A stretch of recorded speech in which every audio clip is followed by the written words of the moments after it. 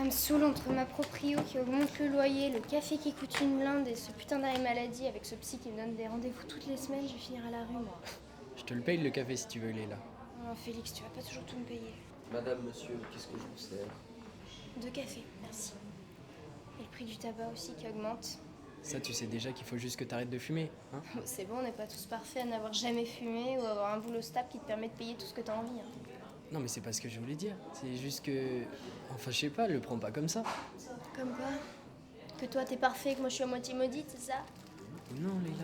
Bah si, c'est vrai. Enfin, je veux dire, t'es là avec un diplôme, un vrai boulot, alors que moi je suis en arrêt maladie depuis 1 an. T'es là à accomplir des choses aussi incroyables les unes que les autres, alors que moi je peux à peine me lever de mon lit. T'es tout le temps heureux, moi je pleure H24 comme une conne. Enfin, je veux dire, tu peux pas dire le contraire. C'est pas de ta faute s'il est en dépression, ok? C'est une maladie, ça touche des personnes, on n'y peut rien. Et pourquoi tu l'es pas, toi? Hein? Pourquoi t'es si heureux? Pourquoi tu veux que je le sois? Bah parce que on a vécu exactement les mêmes choses chez papa et maman. Tu sais, quand ils exigeaient trop de nous à l'école ou au sport, ou quand ils nous gueulaient dessus pour un rien, ou quand ils se battaient. Tu vois, ça laisse des séquelles chez l'enfant qui se répercutent ensuite chez l'adulte. C'est là où j'en suis, moi. Et toi, j'ai l'impression que t'as rien. Tu sais, pour moi, c'est de l'histoire ancienne et j'ai su faire la part des choses. Quoi, t'insinues que je l'ai pas faite, moi? Non mais attends, tu te trompes sur toute la ligne, là, Félix. C'est quoi, t'es juste un putain de robot? Tu dis que tu ressens rien de négatif, mais c'est impossible. Tu peux pas passer outre des émotions. L'humain, il est pas fait comme ça. Forcément que ça a dû te laisser des séquelles, mais bah, t'es juste aveuglé par ton propre bonheur, en fait. En réalité, je t'ai jamais vu pleurer, Félix. Alors que Dieu sait qu'on avait des raisons de pleurer chez les parents. Ou même quand tu t'es fait larguer il y a pas longtemps. Hein, tu répètes toujours, c'est pas grave, c'est comme ça. En fait, je te comprends pas. Qu'est-ce qui se passe dans ta tête? T'as déjà pensé à aller voir quelqu'un? Tu sais quoi, je vais te trouver quelqu'un, t'auras un rendez-vous. Bon, vous souhaitez me parler de quelque chose qui vous préoccupe aujourd'hui? Oui, je voulais vous parler de mon frère, Félix. Dans la vie, il est tout le temps heureux. Et vous vous sentez comment vis-à-vis de ça? Ça m'inquiète un peu. Donc vous ressentez de l'inquiétude. Oui, mais c'est surtout pour lui que je suis pas rassurée, en fait. Mais vous avez souvent l'habitude de vous inquiéter pour les autres? Oui, mais comme je vous dis, moi ça va, c'est surtout pour lui. Vous savez, ce que vous me dites là, c'est que vous vous inquiétez beaucoup trop pour les autres, mais pas assez pour vous. Et cela peut nuire à votre santé mentale. Non mais laissez tomber.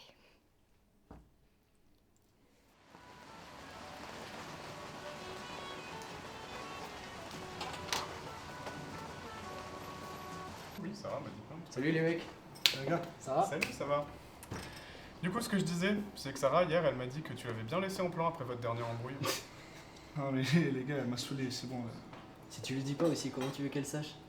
Il a raison. Écoute Félix, mec. Ah oui? Mais les gars, on sait pas, c'est compliqué les frères.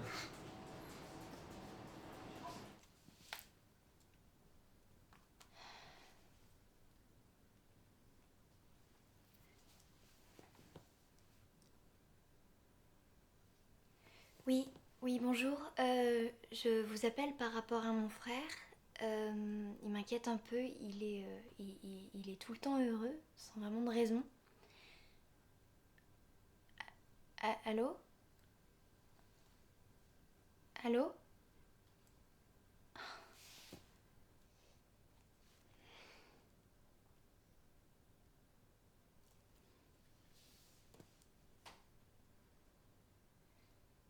Oui, bonjour. Je vous appelle par rapport à mon frère. Voilà, il m'inquiète un petit peu.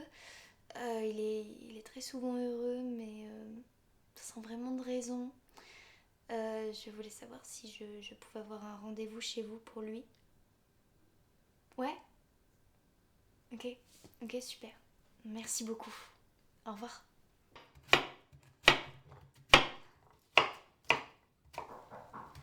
Vas-y, rentre!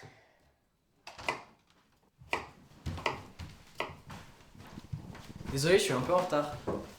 T'as quelque chose à boire? Dans le frigo, peut-être? Oui,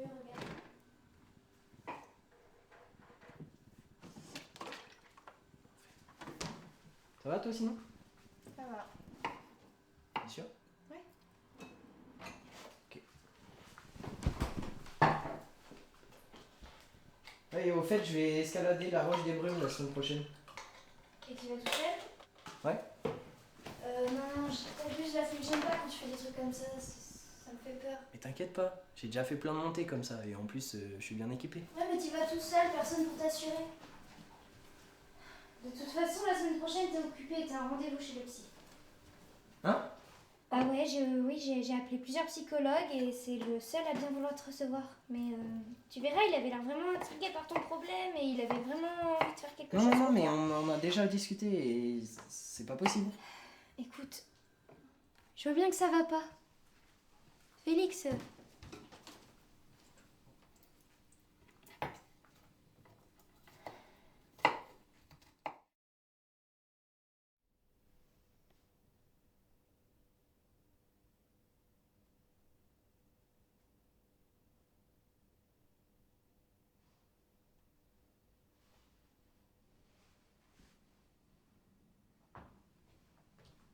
Monsieur Bénel, s'il vous plaît. Oui. Bonjour. Bonjour. Installez-vous. Merci. Je suis le docteur Compran et je vais vous accompagner durant cette séance. Alors, j'ai eu votre sœur au téléphone et elle m'a parlé de votre problème. Oui, alors, justement, je vois pas quel est le problème, en fait. Enfin, je suis juste heureux dans la vie, et moi, ça me va. D'accord. Mais justement, Félix, vous ne seriez pas trop heureux? Vous ne vous cachez pas derrière votre joie? Votre tristesse n'est-elle pas toujours là? Être heureux, c'est une réputation qui vous convient. Effectivement, ça donne une bonne image de soi. Mais vous ne pouvez pas vous en détacher, n'est-ce pas? Votre sœur m'a expliqué votre enfance. Vous auriez été maltraité par vos parents? Votre mal-être peut venir de là, Félix. Vous êtes toujours occupé de Leïla. Mais est-ce que quelqu'un vous a déjà aidé? Vous avez enfoui tout un tas d'émotions dans un sac que vous n'avez jamais vidé. Mais toutes les émotions sont importantes. Il ne faut pas les négliger. Toutes les émotions sont aussi importantes que votre émotion habituelle